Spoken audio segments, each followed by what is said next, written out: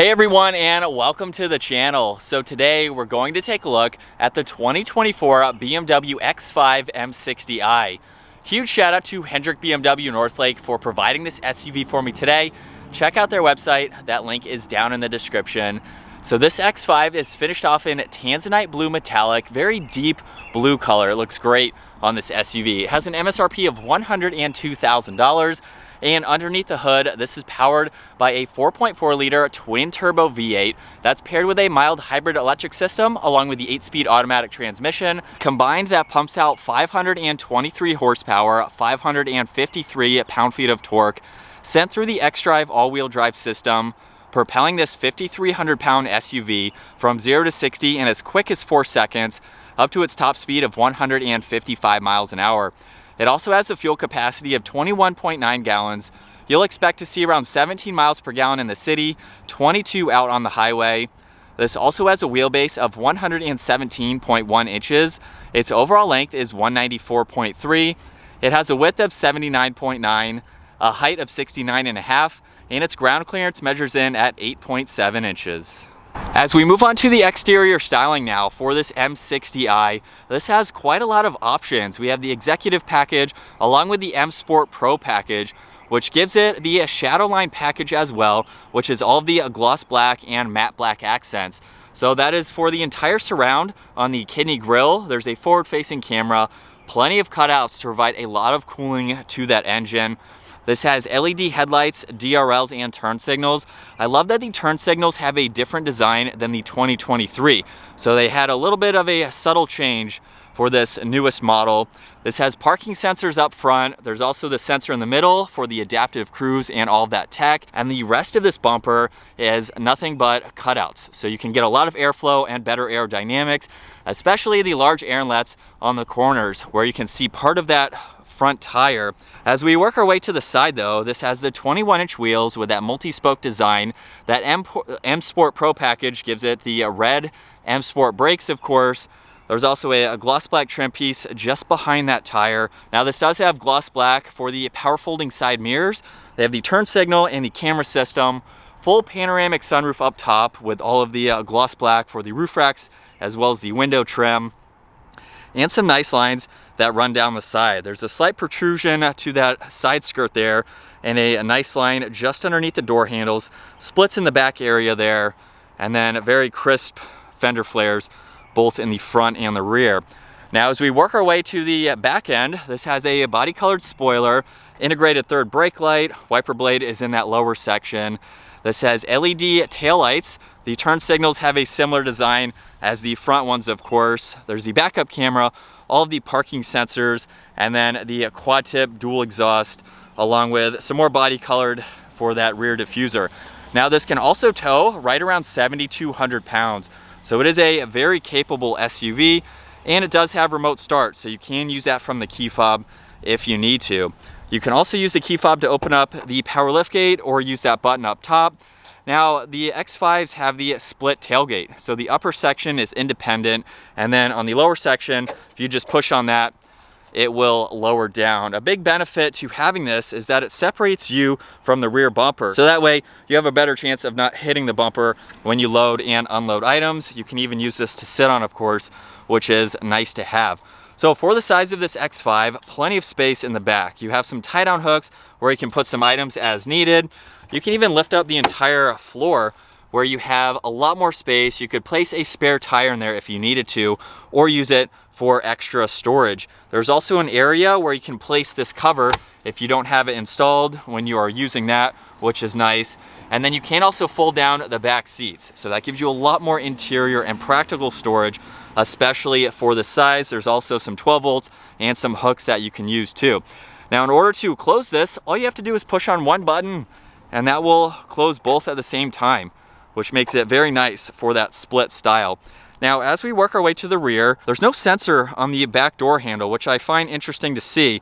So you do have to grab the key fob in order to unlock it from there. But for the interior, this has the ivory white leather, which is a great combo with this blue. This has a manual adjusting sunshade, so you can use that as needed. There's the release along with some wood trim Even the interior ambient lighting is in that brushed aluminum accent. A little bit of storage in the lower section too. And then looking at these seats again, very nice design. Now I am 5'10", so hopping into the back, I have plenty of space for my legs especially. There's also an area behind both front seats where you can attach a tablet. You can charge it to and have that there, and when it's not in use, you can close that and hide it away. You'll hopefully also be able to tell more interior ambient lighting is underneath that trim accent. This even has heated rear seats, all of the climate adjustments, fan speed. You can see all of the adjustments in the digital screen just above that. A little bit of storage along with some auxiliaries in that lower section. And again, 5'10", about 3 inches or so above my head. Super comfortable seats. I could definitely go on a road trip, be very comfortable in the back of this. And right in the middle, if I pull this down, this is the armrest with a little bit of storage on the back section. There are 2 cup holders in the front section if you need to use that. And you can also fold down this middle seat independently. So if you have some longer items or you want maybe a different style to your armrest there, you can fold that down as needed. And there is plenty of visibility from the back seat. So it is very open feeling. Back seats do not recline, however, which is interesting to see because they do recline in the X3, I believe. They used to recline in the X5. Not really sure why that is missing. But for the front door panel, just like the rear, there's the memory seating adjustments. You even have L2, which you can use to adjust that passenger seat just by using the driver controls, as you can see on the side. So it's nice to have that if needed. There's the liftgate release, power side mirrors, and a lot more space in that lower section. And then the controls that you just saw, and a very nice design to these front seats. There's even a leg support that is adjustable if you need a little bit more comfort. Now as we work our way to the steering wheel, solid M steering wheel, or solid leather. It's the M steering wheel, of course. We have the brushed aluminum paddles with some more accents, volume and tuning, Bluetooth and voice commands, and then cruise control is on that left side. Let's fire this up though. With my foot on the brake, we have the crystal engine start stop button. Let's bring this to life.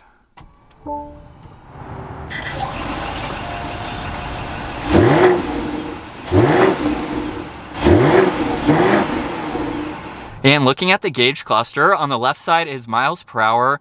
That's also right in the center, and on the right side, there's the tach and the power percentage for that hybrid system. Now to go through all of the content, simply just use this button right in the middle in the lower section. And under content, now we can scroll through some vital information, look at route preview, which is the compass, pull up the map so you can have that front and center. There's also some more content like your G-force meter. You can pull up audio and radio. And then if I scroll over to layout, there's a few different configurations depending on how you would like to see this. It will also adjust the information within the center there, so we have more of a calm screen, but it brings up all of the info in the middle in a larger view, and you can see both sides adjust between these two here. So it's nice to be able to do that. The last one is for the head-up display. Currently it's in the standard view, so it's showing miles per hour and the speed limit sign. Directional will add the compass, sport view will add the tach, and then reduced view is pretty similar to standard, just showing miles per hour and the speed limit sign. So you have quite a lot of options within both of those screens, depending on how you are driving for the day. Now over on the left side, all the headlight adjustments, a little bit of storage if you want to place some items down below.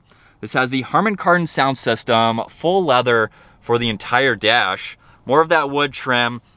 And then for the infotainment system, if you've seen previous BMW reviews, this is very identical, of course, the all-new system from BMW. On the home screen, several different icons that you can scroll through and configure as needed. You can even add additional widgets as needed. Now, if we go back to the left side and push on those 4 squares, we have a lot of icons to go through, from Apple CarPlay, Android Auto, the interior lighting. You can go into your drive settings, your exterior lighting, doors and windows, climate adjustments. A lot of icons to scroll through. Very easy to do that. There's also shortcuts to your music, along with phone. And then the last one is for the navigation to pull that up in full screen. This also has fixed in the lower section the climate menu, so you can get into the heated seats, heated steering wheel, ventilated seats, and then scrolling over will get you to your passenger adjustments, and then the temperatures are on both sides. Very easy system to go through. I really like how it's fixed in the lower section so you can quickly pull it up. There's air vents underneath that with some piano black trim, and on the passenger side there's ambient lighting going all the way to the M badge. Gonna be hard to see in this lighting, but that is a neat feature to have. There's a physical button for power and volume for the radio with tuning and presets, and then more of the wood trim surrounds all of the controls in the lower section. By opening that up, there's a wireless charging pad on that left side, storage on the right side, cup holders, and some auxiliaries. And then you can also use this crystal rotary dial to further go through the info up top. There's also shortcuts into your map, your home. You can get into the media, so you don't have to use it as a touchscreen system, which is super nice to have. Both ways are very user-friendly, so it just depends on your preference for the day. On this left side, there's traction control, parking sensors, and then we have a few different drive modes. So by going into a sport mode, that will adjust and turn red, both in the gauge cluster and the infotainment system. There's comfort, and then eco, and there's a few different settings for all of these, and again, just depending on how you'd like to drive. Downhill assist control with the auto hold and the e-brake. And then, I know this is pretty controversial, but we have the new design for the shifter. This model, it's finished off in crystal, so we don't have that massive stalk anymore. To go into reverse, simply just push that forwards. And with that 360 camera system, you have a lot of angles. You have some shortcuts to go into. There's an assisted view, the wide angle, and then you can also go into the 3D. This has gesture control, so you can use that, or the shortcuts that are located on the menu there.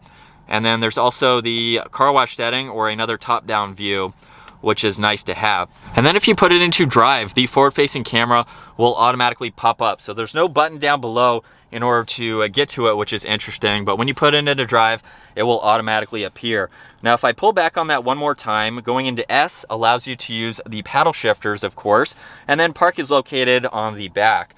Now, for the center armrest, it has the split style. Once that is opened up, there's a good amount of space along with some auxiliaries, so you can charge more electronics, and then the glove box has an ample amount of space as well. From the driver's seat, very easy to see in all directions, full panoramic sunroof. Those controls are up top along with a call button, and then over the left shoulder there, very, very easy to see. But let's go ahead, get this out on the road. As we set off now behind the wheel for this X5, this is a 6-figure SUV. And what I love about the X5 is that you don't have to spend 6 figures if you don't want to. You can go all the way down to the xDrive 30, which is just rear wheel drive. Obviously a smaller engine, so you're not getting this performance. But if you're interested in a highly performance oriented, very practical SUV, this is definitely something to add to the list. It has a really good exhaust tone to it in sport mode there. Not crazy loud, obviously it's an SUV. Brakes do a good job bringing this to a stop as well. But it's not crazy loud being an SUV. It's more luxury focused, even though it does have the performance characteristics and all of the handling. And that's what I love to see from BMW, is the fact that they can throw in all of the performance from a coupe, a sedan, put it into the SUV, and essentially you have the same type of vehicle. It's a lot heavier, of course. You can't do everything quite the same. But if you need the towing capabilities, you need a practical vehicle, but you don't want to give up the performance sportiness from a vehicle, the X5 is a good option. So we're down to second gear. We can give it another acceleration. Here we go. Just a mild acceleration and we're back up to speed. So nothing too crazy for today, but I've been in the X5s to really know that they're quick vehicles. It's such a nice blend between the performance and then the luxuries. So you're just driving this every day as a normal daily. Very comfortable and quiet. We don't have massaging seats in this model, which is interesting to see. We just have the lumbar there. So there's a few options that you could add, of course, depending on what you want, but super comfortable and roomy. This is a vehicle that is on my list. So in the future I will have an X5 for sure, just because I love what it has to offer. And again, handling, you really don't feel any body roll. It's very well planted for what it is. And then with an acceleration from second, here we go.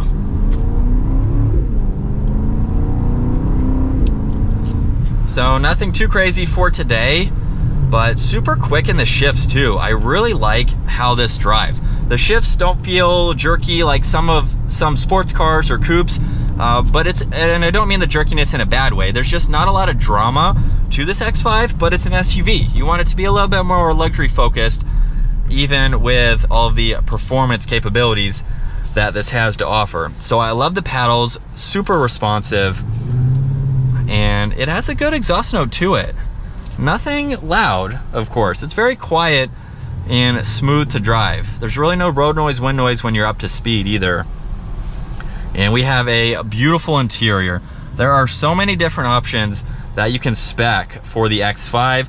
So it really just depends on what you're willing to spend and what options that you personally like. And so let's give it another acceleration as we get up to speed again.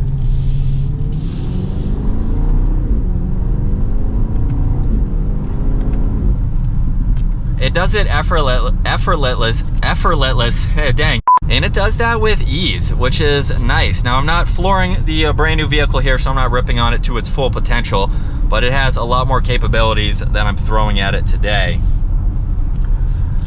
But I think that's gonna wrap it up for this 2024 BMW X5. Oh, you can see the red. I don't think I could show that earlier. I think it only lights up in sport mode, of course. And it went away because of the sunlight. Super cool to see though. But that's going to wrap it up. Once again, a huge shout out to Hendrick BMW Northlake for providing this SUV for me today. Give the video a huge thumbs up if you enjoyed it. Smash that subscribe button, and I will see you guys in the next video.